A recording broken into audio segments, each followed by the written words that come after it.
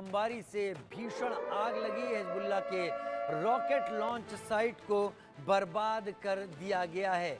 Lebanon के अल जलील में Israeli बमबारी से भीषण आग लगी। हिजबुल्लाह के रॉकेट लॉन्च साइट को बर्बाद कर दिया गया है। हिजबुल्लाह ने नेतन्याहू के घर पर ड्रोन से हमला किया था और इजराइल की तरफ से कहा गया था ये बहुत बड़ी गलती हिजबुल्लाह ने कर दी है। उसके बाद हिजबुल्लाह की रॉकेट लॉन्च साइट को बर्बाद कर दिया गया।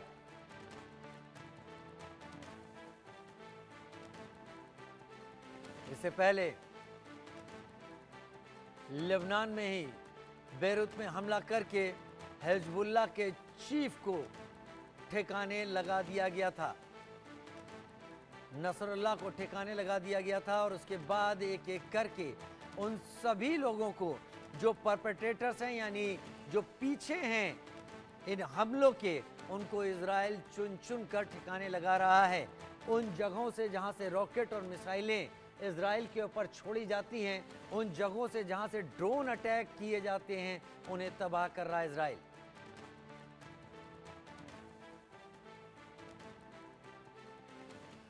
और अगली बड़ी खबर का रुख कर लेते हैं। देर रात बेरूत पर भीषण हमला हुआ। बेरूत एयरपोर्ट के पास बहुत बड़ा हमला हुआ है। इजरायली वायुसेना ने एयर स्ट्राइक की। एयर स्ट्राइक से बेरूत एयरपोर्ट दहल गया, तबाह कर दिया गया है। अब बेरूत एयरपोर्ट क्या नॉर्मल फ्लाइट्स के लिए भी तैयार हालत में होगा या नहीं, ये कहा नहीं जा सकता। लेकिन बेरूत में ये भीषण हमला किया गया, लेबनान की राजधानी बेरूत में।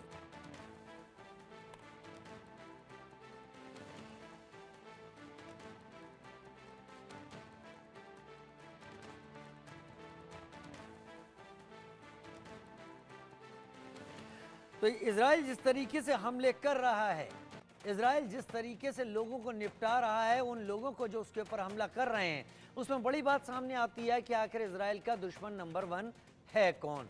तो दुश्मन नंबर 1 में कई लोग हो सकते हैं, लेकिन किस किस को इजराइल खत्म कर चुका है?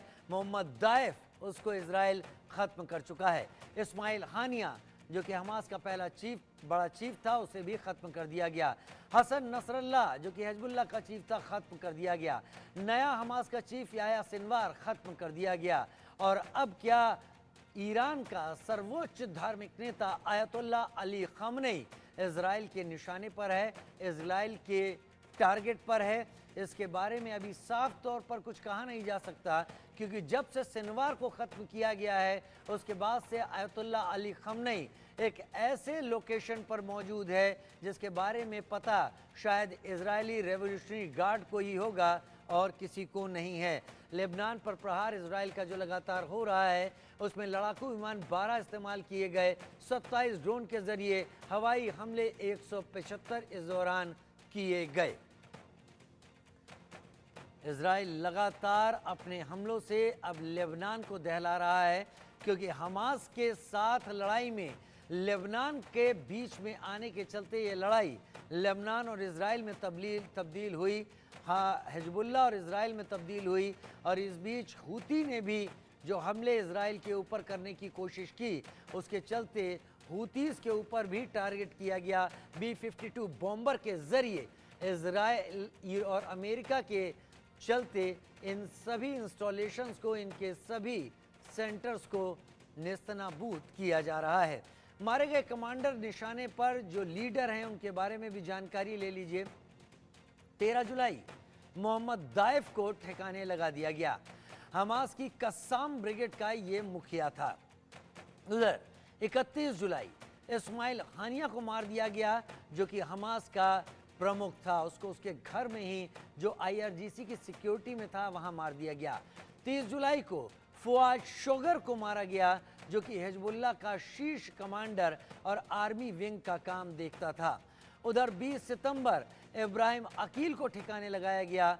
हिजबुल्लाह का ऑपरेशन कमांडर इब्राहिम अकील था।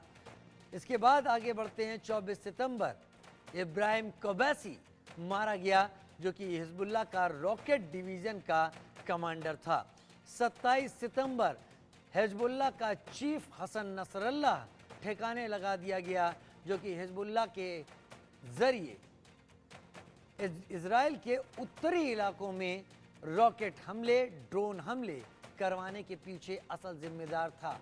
और अब इजराइल के निशाने पर ऐसा कहा जा रहा है कि अली खamenei है, जो कि ईरान का सर्वोच्च धार्मिक नेता है। लेकिन अली खamenei इस वक्त कहाँ है, किसी को कुछ भी इस बारे में मालूम नहीं है।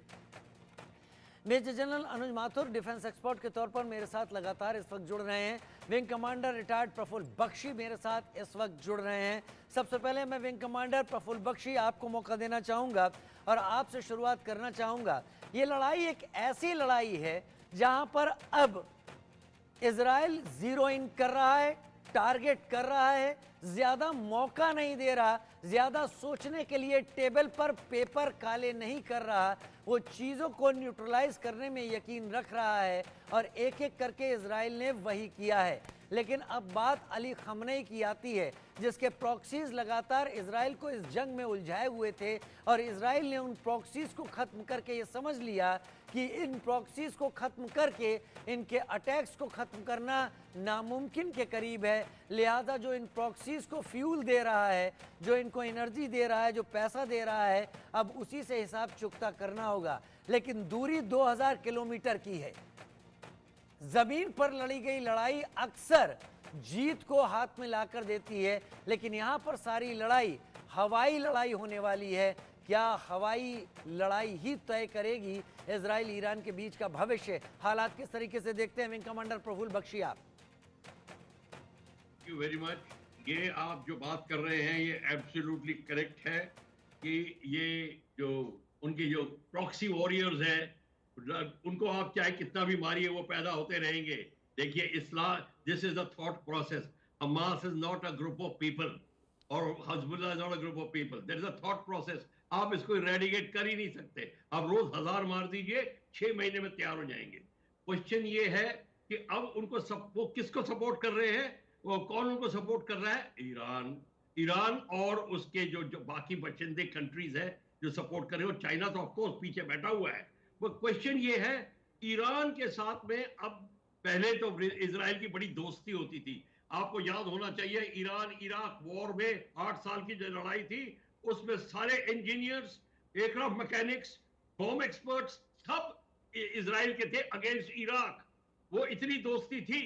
पर क्वेश्चन ये है, after all is the religion is the greatest divider. वो आपको भी पता है। रिलीजन ने ऐसा डिवाइड करके अल्टीमेटली इस जगह पे लाके रख दिया है कि अब इजराइल को ईरान से कंफ्रंट करना पड़ रहा है। ईरान ने अटैक कर दिए है, ये इन्होंने काउंटर अटैक कर दी है। अब बात बनती है आगे की, और आप कह रहे हैं कोई लड़ाई जो होती है एरियल वॉरफेयर से जीती नहीं गई है। सारी जर्मनी जब डिस्ट्रॉय हो गई थी तब भी उनका फाइटर एयरक्राफ्ट प्रोडक्शन हाईएस्ट था। वियतनाम वॉर आपने देख ली, चाहे वो गलियों में लड़ रहे थे, पेड़ों से लड़ रहे थे, अमेरिका हार के निकला, अफगानिस्तान से हार के निकला। एरियल बॉम्बिंग से कुछ नहीं होता। तो तोड़ा बोरा माउंटेन में डेजी कटर, माउंटेन ओपनर सब बॉम्ब लगा दिए, कोई फायदा नहीं हुआ। ये भी मैं बता दूं कि इस लड़ाई का अंजाम ये नहीं होगा कि अगर उन्हें खमीनी को मार दिया या 3-4 और लीडर को मार दिया तो उनके झंडे नीचे हो जाएंगे। ये नहीं होगा और ना ही यहां पे भी होगा। ये लड़ाई चलती रहेगी। 2000 साल पुरानी है लड़ाई क्रिश्चियनिटी और इस्लाम में और ज्यूइश में। ये ओवरनाइट नहीं खत्म हो जाती। पर क्वेश्चन ये है, इनको लड़ाई कराने वाला कौन है? हम ये अगर डिस्कस करते रहे कि लड़ाई में कौन जीतेगा, ये नहीं, इनको लड़ाई करने वाला, कराने वाला ये सारे डिफेंस लॉबी है। वो जो अमेरिकन और वो जो नेटो कंट्रीज हैं, वो नहीं चाहते कि अर्स्टवाइल वॉरसॉ पैक्ट कंट्रीज जो अब चाइना और रशिया के रूप में उभर रहे हैं, ये हावी हो जाए, चाहे साउथ चाइना सी में, चाहे यूक्रेन एरिया में, चाहे मिडिल ईस्ट एरिया में। तो इसकी जंग चलेगी। ये लड़ाई जो चलेगी ये बड़ी देर तक और चलेगी। और इसीलिए सारा सपोर्ट इजराइल का, नेटो कंट्री सब इजराइल को सपोर्ट कर रहे हैं। आप देख लीजिए अपने आप, कहीं भी होगा, कनाडा को वहां सपोर्ट कर रहे हैं, ये इजराइल को यहां सपोर्ट कर रहे हैं। ठीक, क्योंकि रिलीजन एक बहुत भारी संस्था है और ठीक, इसीलिए ये लड़ाई चलेगी। इजराइल को अब अपना पैतरा बदलना पड़ेगा। जज आप जितना भी कर लीजिए एरियल अटैक, इजराइल नहीं हासिल कर सकेगा जो उसको हासिल करना चाहिए।